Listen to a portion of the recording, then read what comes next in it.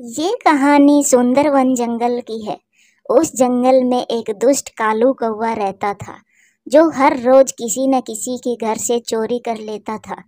आज कालू कौवा ने मिठू तोते के घर से चोरी की थी, क्योंकि उसको मालूम पड़ गया था कि मिठू ने आज अपनी संदूक में पैसे रखे हैं। वो मिठू तोते के सारे पैसे चुरा लेता है और फिर सुबह हो जाती है। अरे मेरा ये संदूक किसने खोला है? हाय रे, मैं लुट गया, मेरे सारे पैसे चोरी हो गए। अब मैं कैसे शादी करूंगा? कौन था वो दुष्ट जिसने मेरे घर में चोरी की है? फिर रोते हुए मिठू तोता टुन्नी चिड़िया के पास जाता है। मैं तो सोया हुआ था चिड़िया बहन, मुझे नहीं पता वो जालिम कौन था जिसने मेरे सारे पैसे चुरा लिए। मिठू भाई, किसी न किसी पर तो शक होगा आपको। कौन है जो आपका दुश्मन है? मेरी किसी से क्या दुश्मनी, मैंने वो पैसे अपनी शादी के लिए रखे हुए थे। बहुत मेहनत से वो पैसे कमाए थे। दूसरी तरफ कालू कौवा अपनी पत्नी गोरी कौवी से कहता है।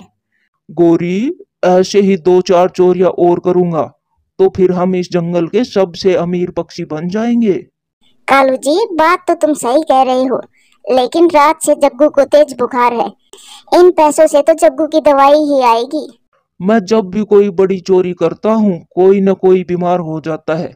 पता नहीं मैं कब अमीर पक्षी बन पाऊंगा। पापा, मुझे जल्दी से दवा दिलवा दो, मेरा पूरा शरीर बहुत दर्द कर रहा है। फिर कालू कौवा जग्गू को अपने साथ लेकर उल्लू बैची के पास दवा लेने चला जाता है। कालू, आपके बेटे को एडमिट करना पड़ेगा और दवा भी थोड़ी महंगी है, फिर आपका बेटा ठीक हो जाएगा। कालू कौवा के पास बस वही पैसे थे जो आज मिठू तोते के घर से चुराए थे। ये लो पैसे उल्लू बैद जी, और मेरे बेटे का इलाज कर दो। फिर उल्लू बैजी कालू कौवा के बेटे को दवा दे देता है। कालू कौवा के सारे पैसे ही लग जाते हैं और फिर शाम को कालू कौवा जग्गू को साथ लेकर घर वापिस आ जाता है। कालू जी, कुछ पैसे बचे भी या फिर सारे ही पैसे लग गए? कुछ भी तो नहीं बचा, जो पैसे मैंने चुराए थे वो सारे ही लग गए। कालू जी, हम कब से चोरियां कर रहे हैं, लेकिन हम अमीर नहीं बन सके हैं। गोरी, तुम चिंता ना करो, मैंने सोच रखा है, इस बार कोई बड़ा ही पंख मारूंगा मैं। फिर कुछ दिनों के बाद बंटी कबूतर अपनी फसल बेचकर वापिस आ रहा था कि रास्ते में कालू कौवा मिल जाता है। बंटी भाई, कहाँ से आ रहे हो? कालू, मैं मंडी गया था, मैं अपनी फसल बेचने गया था। अच्छे दामों में बिकी है मेरी फसल। अब मैं अपने लिए एक घर बनाऊंगा और अपनी पत्नी को गहने भी लेकर दूंगा। फिर कबूतर वहां से चला जाता है। नया घर तो तब खरीदेगा ना जब मैं तुम्हारे पैसे छोड़ दूंगा। मैं आज रात ही तुम्हारे सारे पैसे चुरा लूंगा। फिर कालू कौवा घर जाकर अपनी पत्नी गोरी कौवी से कहता है। गोरी, आज हमें अमीर बनने से कोई नहीं रोक सकता। आज मैं कबूतर के घर चोरी करूंगा। आज वो अपनी फसल बेचकर आया है। कालू जी, ध्यान से करना चोरी, कहीं पकड़े ना जाना। गोरी, तुम चिंता ना करो, जब कबूतर और उसकी पत्नी नदी पर पानी पीने जाएंगे तब मैं उनके घर में छुप जाऊंगा और फिर देख लूंगा पैसे कहाँ रखे हैं, और फिर रात को आसानी से मैं पैसे चुरा कर भाग जाऊंगा। फिर कालू कौवा अपनी योजना के अनुसार कबूतर के घर के पास जाकर छुप जाता है। जब कबूतर और कबूतरी नदी से पानी पीने जाते हैं तब कालू कौवा उनके घर में जाकर छिप जाता है। फिर रात हो जाती है। कबूतर और लूसी कबूतरी सोने की तैयारी कर रहे थे। लूसी, पैसे कहाँ रखे हैं? मैंने वो पैसे अपने सामान के पीछे छुपा दिए हैं। आजकल जंगल में चोरियां भी बहुत हो रही हैं। आप चिंता ना करें, हमारे पैसे कोई चुरा नहीं सकता, क्योंकि मैंने मेरे पैसे चक्की के नीचे छुपाए हैं। कबूतर और कबूतरी ये बात नहीं जानते थे कि चोर तो उनके घर में ही छुपा है। कालू कौवा छुप कर कबूतर और कबूतरी की सारी बातें सुन रहा था। फिर जैसे ही कबूतर और कबूतरी सो जाते हैं वैसे ही कालू कौवा उनके सारे पैसे चुरा कर भाग जाता है। वो जैसे ही घर जाता है तो उनकी पत्नी गोरी कौवी रो रही थी। गोरी, मैंने कबूतर के सारे पैसे चुरा लिए हैं। कालू जी, पैसों को छोड़ो, आज शाम से ही मेरे पंख में बहुत तेज दर्द हो रहा है, मैं मर रही हूँ, मुझे जल्दी से डॉक्टर के पास ले चलो। गोरी, अभी तो रात है, मैं कल तुम्हें कहीं लेकर जाऊंगा। गोरी पूरी रात जाग कर गुजारती है। फिर सुबह कालू कौवा गोरी को साथ लेकर उल्लू बैजी के पास ले जाता है। उल्लू बैजी गोरी का चेकअप करता है। गोरी, क्या पहले भी कभी इस पंख में दर्द हुआ था?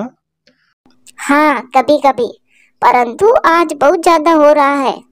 उल्लू बैद जी कुछ ज्यादा खा लिया होगा, तभी दर्द हो रहा है। नहीं कालू, आपकी पत्नी के दिल में दर्द है और जल्दी से अगर ऑपरेशन नहीं किया तो वो मर भी सकती है। ये सुनकर कालू कौवा बहुत परेशान हो जाता है।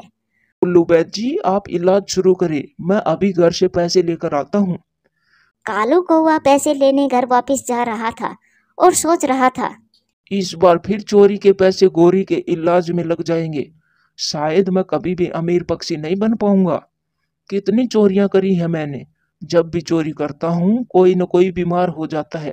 बंटी कबूतर और कबूतरी चक्की के पास जब कालू कौवा का पंख देखते हैं तो कबूतर जल्दी से लूसी से कहता है, लूसी, ये कौवे का पंख हमारे घर में कैसे?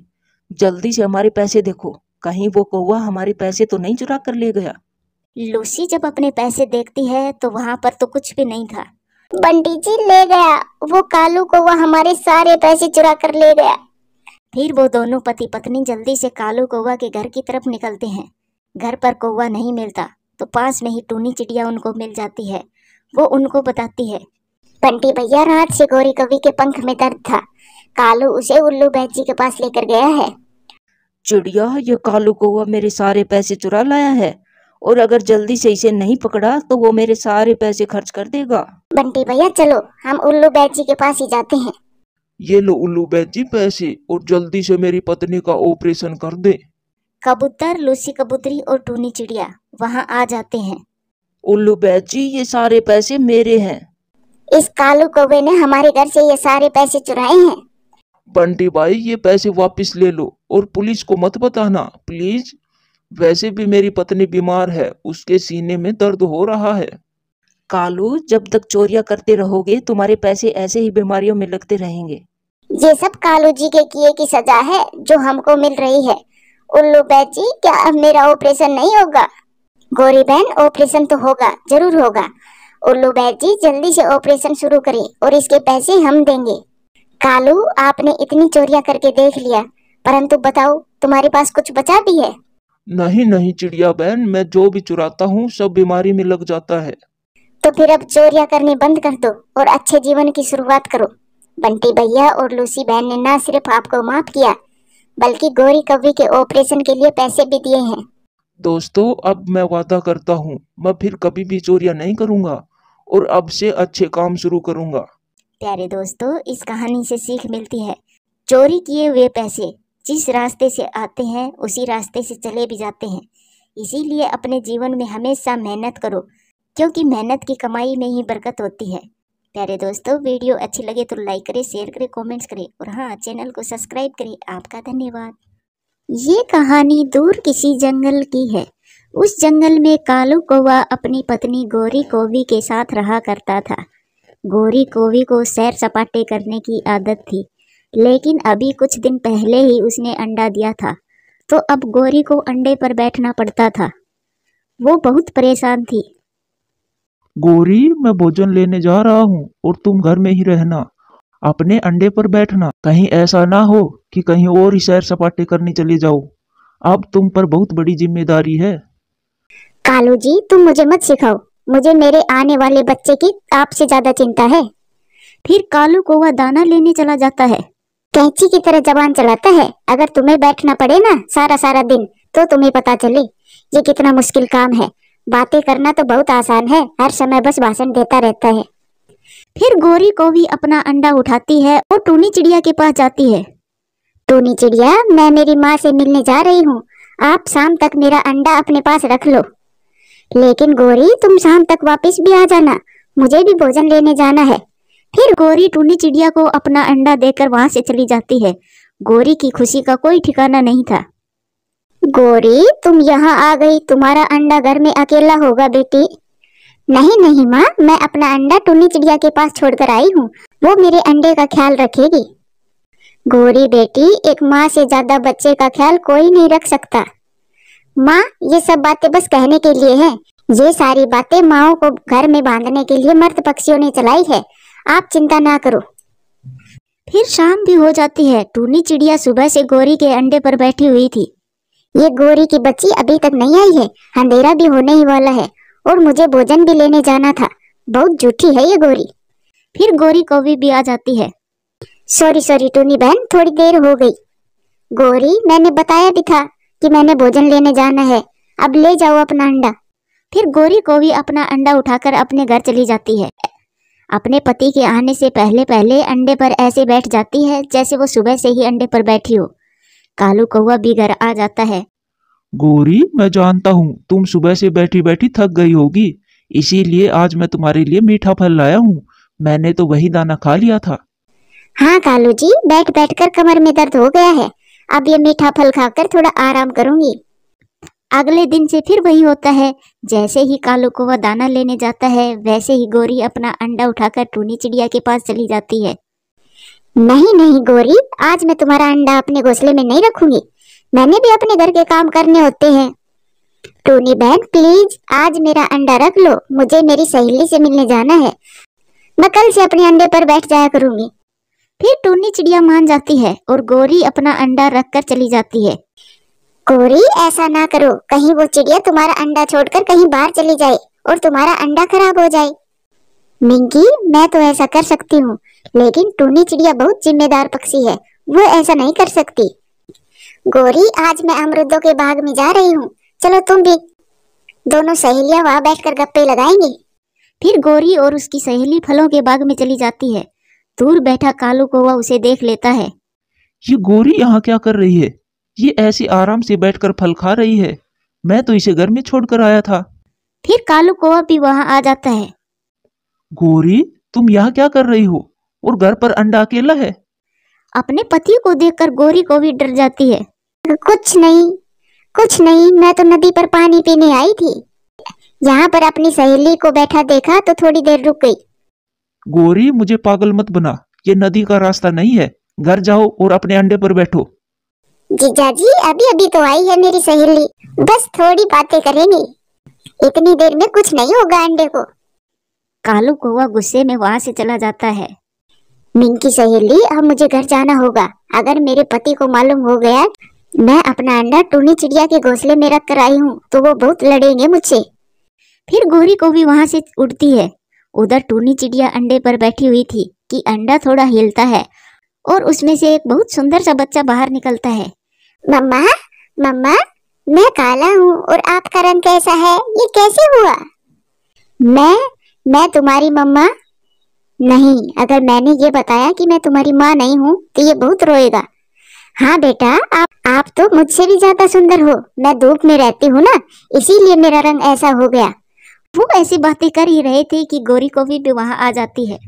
गौरी कौवी को देखकर वो बच्चा टूनी चिड़िया के पीछे जाकर छुप जाता है। मम्मा, क्या मुझे इस पक्षी से खतरा है? टूनी चिड़िया, क्या मेरे अंडे से बच्चा निकल आया है? हाँ, निकल आया है, लेकिन ये मुझे ही अपनी माँ समझ रहा है। बेटा, आप सामने आ जाओ, आपको इससे कोई खतरा नहीं है। फिर वो छोटा बच्चा सामने आ जाता है। वो गौरी को देखकर हंसने लगता है। आप तो मेरी तरह काली है, क्या आप भी मेरी तरह अंडे से निकल कर आई हो? नहीं नहीं मेरे बच्चे, मैं आपकी मम्मा हूँ, ये जो चिड़िया है ये तुम्हारी मम्मा नहीं है, मैं हूँ आपकी मम्मा। मैं भी काली कौवी और तुम भी काले कौवे। नहीं नहीं, तुम मेरी मम्मा नहीं हो। मम्मा, आप मुझे इस पक्षी से बचा लो, काली कौवी आप जाइए यहाँ से।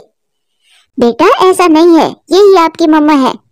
ये सुनकर वो छोटा बच्चा और भी जोरों से रोने लग जाता है। मम्मा, मुझसे कोई गलती हुई तो मुझे माफ कर दो, लेकिन मम्मा आप ऐसा ना कहें, मैं इसके साथ नहीं जाऊंगा, मैं आपके साथ रहूंगा। मम्मा प्लीज, मैं इसके साथ नहीं जाऊंगा, सीधे सीधे चलो मेरे साथ वरना एक लगाऊंगी। फिर गौरी को भी उस छोटे बच्चे को अपने साथ अपने घर ले जाती है। गंदी हो, छोड़ो मुझे, मुझे अपनी मम्मा के पास जाना है, मुझे अपनी मम्मा के पास जाना है, छोड़ो मुझे, आप बहुत गंदी हो, आप बहुत गंदी हो, मुझे मेरे घर जाने दो। भगवान के लिए चुप हो जाओ बेटा, अगर तुम्हारे पापा आ जाएंगे तो क्या जवाब दूंगी उसे? तुम चुप हो जाओ, ये दाना खा लो। नहीं, मुझे भूख नहीं है, मुझे मेरी मम्मा के पास जाना है, मुझे मेरी मम्मा के पास जाना है। फिर बेटा ये खिलौना ले लो, इससे खेल लो। फिर वो छोटा बच्चा उस खिलौने को दूर फेंक देता है। कालू भी घर आ जाता है। बचाओ बचाओ, इन गंदे कौवों से मुझे कोई बचाओ, अब ये दोनों मुझे खा जाएंगे, कोई तो मुझे बचाओ, मम्मा प्लीज आप आ जाओ। मम्मा प्लीज आ जाओ, मुझे ले जाओ यहाँ से। मेरा बेटा आ गया अंडे से बाहर। कालू जी, जब से हमारा बेटा अंडे से बाहर आया है तब से न जाने वो कैसे उल्टी सीधी बातें कर रहा है।